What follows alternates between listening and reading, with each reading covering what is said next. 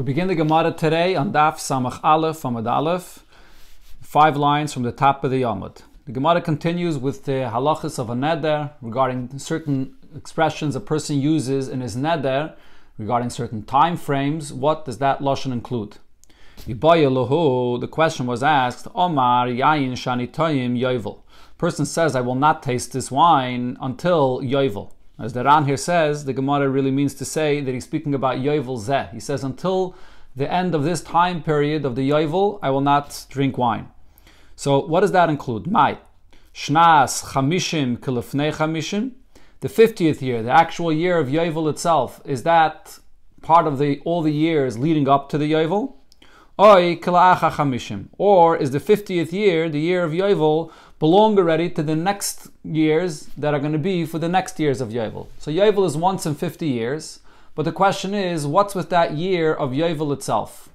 Is it counted like the previous years? And the reason for that would be because you begin after Yovel, the 51st year, the next year, that's when you begin counting the 7 years until the following Shemitah. So the year of Yovel is the conclusion of the group of years of the 50 years from the previous 50 years. Or maybe that 50th year is not only the conclusion of the previous 50 years, it's also the first of the 7 years that you're counting for the following Shemitah. That year of Yovel is counted for both. And therefore, the year of Yovel is considered to be already the first of the following years, and therefore it's not going to be part of the previous years of the 50 years. It's not included in his neder. That's the question here. So the Gemara brings that this is a machlokes. Tashema, the Tanya. We learned in the Braise, Plukte, the Rabbi Yehuda and Rabbanan. Rabbi Yehuda and Rabbanan argued about this. The pasuk says, "Kidashtem es shnas hachamishim shana." You should sanctify the 50th year. Shnas hachamishim atamayne. So therefore, what you understand from this pasuk is, you sanctify it and you count it as the 50th year.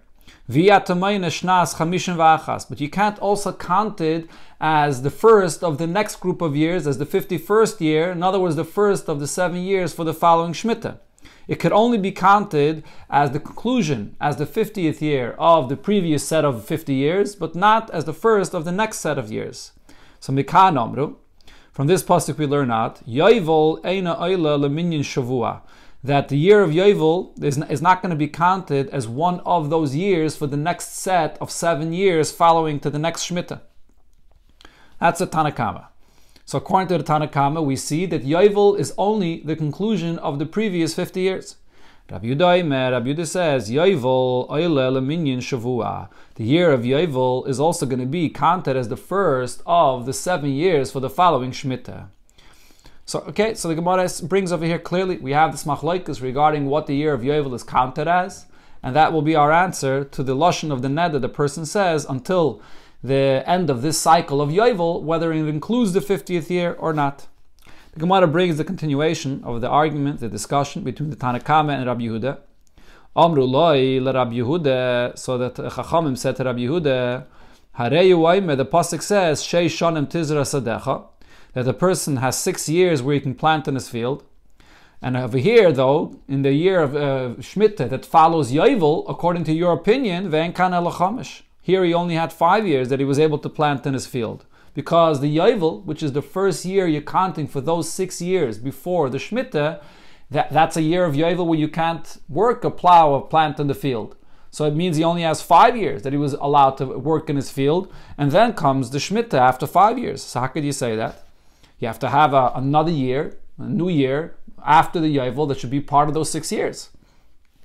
Amalehem, so Rabbi Yehuda responded back and asked them a question, L'devreichem, and according to your opinion, that you say that the Yovel is counted for the previous set of years. And then you have to count another year for the next 7 years to come to the following Shemitah. So according to your opinion, Harei Yoime, the pasuk says, the pasuk here is saying the bracha that the Eibishter promises Yidden when they're going to keep the year of Shemitah. That the tvua that you will have in the 6th year, you'll use this for 3 years. It'll be for the 6th year, and then the 7th year, which you don't plant, and then going into the 8th year. So the harvest season of the 8th year only comes in the beginning, in the spring or in the summer, so you're going to use it into the 8th year as well. So sort of 2.5 years you're going to be using this tvua. So over here, that's usually That's it's by a regular shmita, that it's going to be for the into the 3rd year, from the 6th into the 8th year. Hare kan arba. But the question is, in a year like Yovel, shouldn't it be that it's going to be 4 years that it's going to go into? Because you have it for the 6th year, for the 7th year, and then for the year of Yovel, that's another year. After the 49th year, which is the 7th year of the cycle of 7, then you have the Yovel year. And then it goes into the following year, meaning that instead of it being 6, 7, 8, for the 8th year, which this year is a year of Yovel, you can't plant either. And then only into the harvest of the 9th year, then you'll have a new Tvua. So it comes out that really the bracha of the Eibishter has to last for 3.5 years, or going into the 4th year. So how do we taish the pasuk here when it says that the Eibishter's bracha is only going into the 3rd year? So what are you going to answer? Ela, Rav Yehuda says, Ikke le'oikme b'shar shnei shavua. So you'll have to say that this bracha, that it says that the Tvua will go from the 6th to the 7th into the 8th year, that's in a regular Shemitah, when you don't have a Yovel. So if so, Dili Nami, so what I'm saying as well, that going back to the pasuk, Shei Shonim Tizra Sadecha, that usually you only plant, you're able to plant, that is, for 6 years, and then comes the Shemitah in the 7th year, and I'm telling you that in a year of Yovel, the year of Yovel itself is counted as one of those 6 years. So really, in such a case of Yovel, you're only able to plant for 5 years. So what I'm saying over here as well, regarding this case of Yovel, that could be explained that it's speaking about an irregular year Shemitah. And then Taka, the pasuk says that you can plant in the field for 6 years. But in a year of Yovel, the year of Yovel itself is counted as one of those 6 years, and therefore you can only plant for 5 years.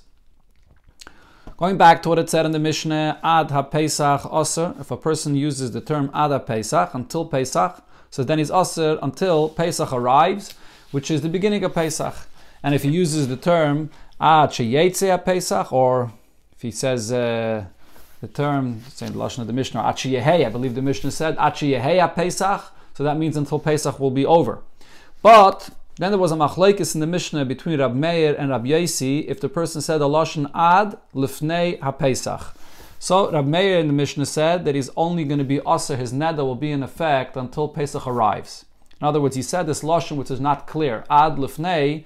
So Rab Meir says when a person says a lashon that's not clear, so we say that what he meant to include in this is only until Pesach arrives. Rab Yosi says no, that this lashon that's not clear includes until the last moment of Pesach. Maybe he meant until the last moment of Pesach goes out, till before that last moment, which means practically that his neder will last until the last moment of Pesach. That's the machlekes. So the Gemara here explains what this machlekes, what they're arguing about, and then we'll ask a contradiction on this. Lememre, shall we say that Rab Meir's opinion is Loi ma'ayel inish nafshe l'sfeike. A person will not bring himself into a suffix, meaning if a person uses this type of terminology that can mean 2 different ways, either until Pesach arrives or until basically the conclusion of Pesach. So his intention is not to include in his neder even the suffix until the end of Pesach, but rather he probably only meant what's the minimum of what's clear of what he was saying, which is until Pesach arrives. And therefore Rab Meir says that the neder is only until Pesach arrives. Rab Yosi holds ma'ayel inish nafshel esfeike. If a person uses in his neder a language that could go both ways, it could be lekula, lechumre, it can be until Pesach arrives, or it can be until the conclusion of Pesach. So his intention is to include in his neder until Pesach will end, because a person is including in his neder even something that he said in sort of a doubtful language, but that's still included in his intention. That's the understanding of the machlokes here. But if we're going to say that this is the pshat, I'll ask you a contradiction of what Rab Meir and Rab Yosi are arguing about in a doubtful lashon that a person used regarding a kedushin. When a person was mekadesh one of his daughters, a father has the power to be mekadesh his daughters until the age of a begeres, through the age of nairus, which is 12.5 years old. So a person was mekadesh one of his daughters, and he uses a language which is not clear which one of his daughters he wanted to be mekadesh. So the Mishnah there says in kedushin as follows. A person has 2 sets of daughters from 2 wives. So he has an older set and a younger set. And he comes and he says, Kidashti es biti agdoila.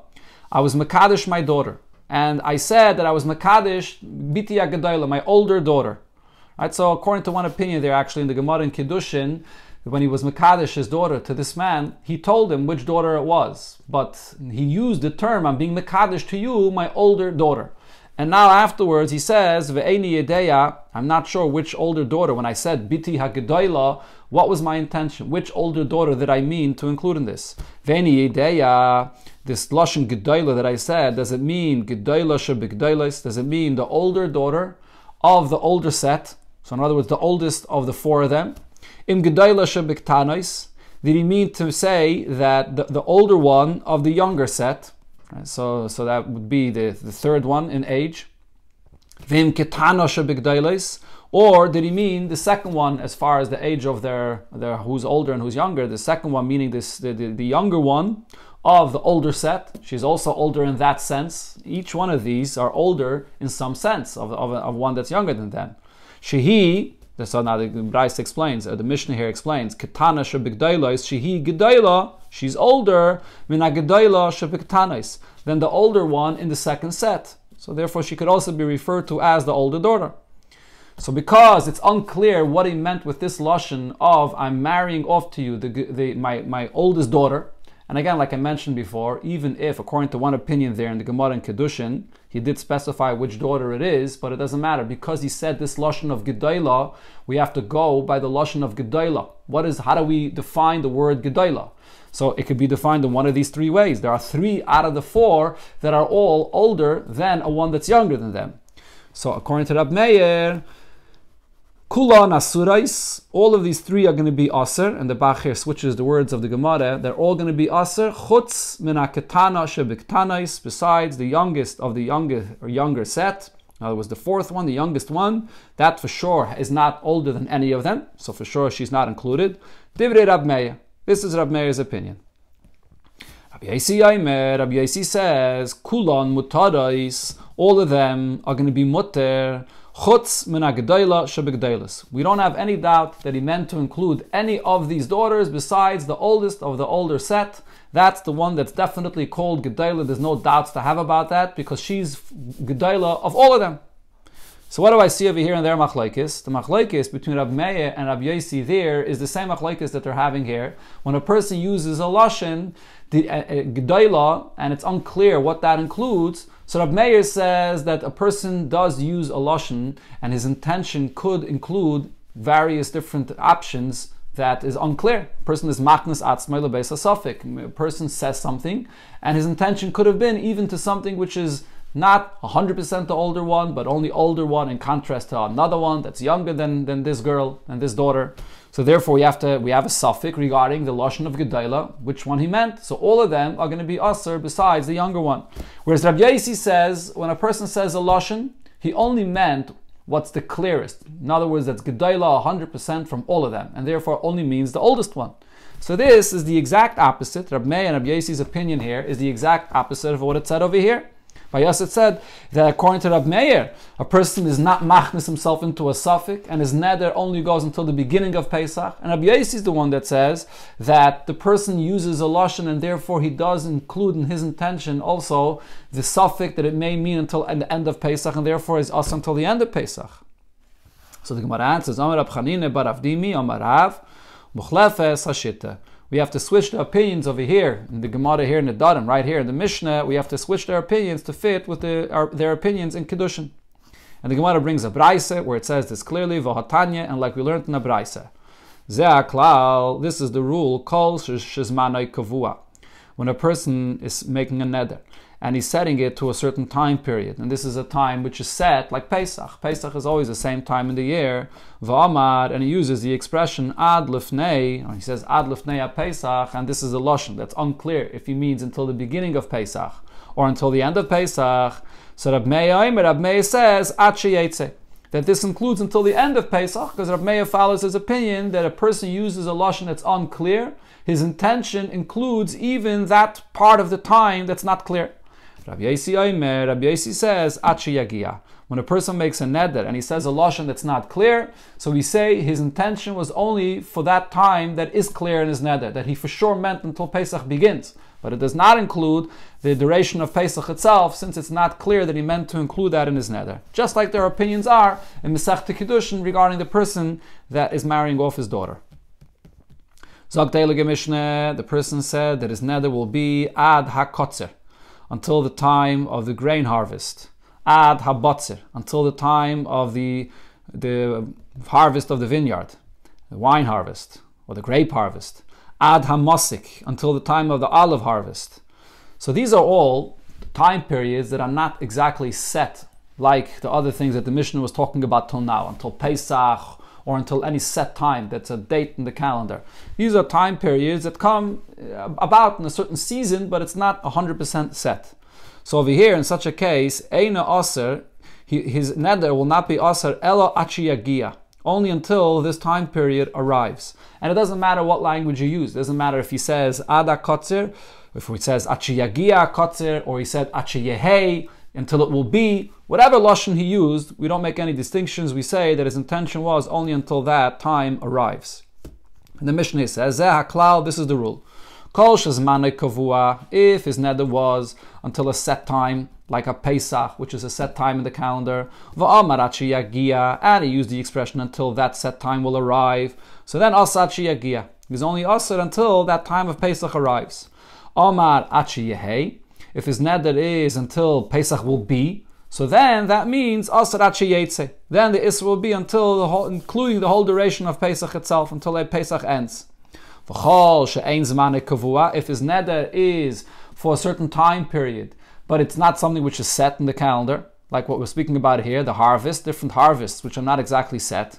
Beinam achi yehei, whether he uses the expression of achi yehei until it'll be, beinam achi yagia, or he says until it will arrive, ein aser elo achi yagia. The neder either way is only going to be until that time period arrives. If a person said his neder is ad hakayitz, until the harvest of the figs. So what is considered to be the beginning of the harvest of the figs? Or he says, similar, he said, it's until it will be the harvest of the figs. So in both of these cases, what's the harvest of the fig? Until the people begin putting the figs that are there on the ground into the baskets. So when they begin, that's the beginning of the harvest season. If his language was so over here, he used a very clear expression, yaver, until it will end, until it will be over. Until the fig harvest season will end. So what's considered to be the end of the fig harvest season? Until people will fold up or people will put away those special knives that they use for the harvest season for the figs, then the harvest season of the figs is over. We learned in the Braise, when it says here, when people begin putting the figs into the baskets in the harvest of the season of the figs, what is this? It's referring to the time when people put the figs into the basket. But we're not talking about the time when people put the grapes into the baskets. So in other words, the term kayitz refers to the figs and not to the grapes. The Mefarish over here says that the Chiddush of the Gemara over here is, even though the grape harvest comes right after the fig harvest, so you may think that the person meant the grape harvest as well, so you have to wait until then, and the neder is in effect till then, but the Gemara says no. Even though it comes right after, he meant the fig harvest. That's the Pshat in the Gemara, the Mefarish says. Tanya, in a Braise we learned, Hanoide mi peiris hakayitz, a person makes a neder not to eat from the fruits of kayitz, and kayitz usually means the fig harvest, from the figs, that the term kayitz is applied to it. Ein aser ele b'teinim. So kayitz is a term that's used for harvesting the figs, so he's only aser with the figs of that season. Rab Shimon ben Gamliel says, anovim b'chlal te'enim. Using this term of kayitz, even though it means the figs, but it also includes grapes as well. The term kayitz, when you harvest grapes, could also be used for grapes as well. So that he's also to eat from the grapes as well. My time, the Tanakama, my time, what's the reason of their machlokes here? The Tanakama kasovar te'enim mikatzet biyada. Figs, sometimes they're harvested by hand, without cutting them with a knife or with any tool, with any utensil. So therefore the term kayitz means when a person cuts by hand, and therefore that goes only on the figs. Anovim, loy mekatzet biyada. But the grapes, a person does not harvest by hand. A person only harvests them with a knife, and therefore the term kayitz does not include the grapes. Rav Shimon Gamliel savar. However, Rav Shimon Gamliel's opinion is, anovim nami, grapes as well, kimiradadon, when the stems of the grapes become very dry, so it's easy to cut it by hand, mekatzet biyada. People also cut it by hand, similar to the figs, and therefore the term kayitz is used for the figs, but it could also be used for the grapes as well. So therefore he's also to eat from the fruits of kayitz, which includes the grapes as well. The Mishnah said, Ache yaver kayitz. If he clearly says until the season of the harvest is over, what does that mean? Ache yichpelu hamiktzayis, until you fold and put away those knives that were used for this harvest season. Tana and Abraisa we learned. What does this mean? Until